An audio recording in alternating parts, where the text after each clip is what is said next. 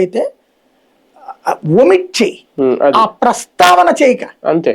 పరిపాలన ఛాన్స్ కాని వాళ్ళని వదిలేద్దాం, మనం మాట్లాడుకుందాం, మన బిల్లులు మనం ఇది మరి ప్రజల కోసం ప్రజలు మనల్ని ఎన్నుకుని వాళ్ళందరినీ దూరం పెట్టారంటేనే వాళ్ళ గురించి చర్చించే ఉద్దేశం కూడా జనానికి లేదు. వాళ్ళ పేర్లు ఎందుకే మనం తలుచుకోవడం, అది అయిపోయా. కానీ గొడ్డలి పార్టీ అని ఇదని జగన్ ని జనం మర్చిపోదామని వీళ్ళు మర్చిపోయి ఎట్లా.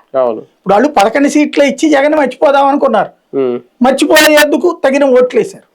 కానీ వీళ్ళు గుర్తు చేస్తున్నారే రోజు జగన్ ని, తద్వారా ప్రత్యర్థిని మీరే తెచ్చుకుంటున్నారు, కొని తెచ్చుకుంటున్నారు. అక్కడ ఇదివరకు కమ్యూనిస్టుల పాత్ర ఉండేది, అధికార పక్షంతో కలిసి పోటీ చేసి తర్వాత గెలిచాక ప్రతిపక్ష పాత్ర పోషించేవాళ్ళు. తెలుగుదేశంతో పోటీ చేసిన, కాంగ్రెస్ తో పోటీ చేసిన ఎలక్షన్ వరకు పోటీ, ఆ తర్వాత ప్రతిపక్ష స్థానాన్ని పోషించేవాడు. ఆ పని శుభ్రంగా జనసేన బీజేపీకి ఇచ్చుంటే జగన్ సంగతి మర్చిపోయేవాళ్ళు కదా జనము. అంతే కదా, వీళ్ళు గట్టిగానే ఉన్నదిరా బాగుందిరా అనుకునేవాళ్ళు కదా. అప్పుడు రేపు పొద్దున్న తెలుగుదేశం కాబట్టి జనసేన బీజేపీకి ఇస్తారు, లేకపోతే జనసేన బీజేపీ తెలుగుదేశం ఇస్తారు, అప్పుడు వైసీపీ పక్క వెళ్ళిపోయేది కదా.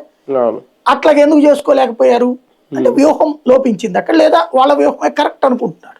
అంటే ఇంకోటి మళ్ళీ వీళ్ళ కూటమిలో ఇంకొకడు ఎదగడం ఎందుకు, ఇప్పటికే జగన్తో చేస్తాను, ఒకడు ఏకమేకై కూర్చున్నాడు, మళ్ళీ మనం ఇంకొక మేకులు తయారు చేయడం ఎందుకులే అనుకుంటూ ఉండొచ్చు. బేసిక్ గా ఈసారి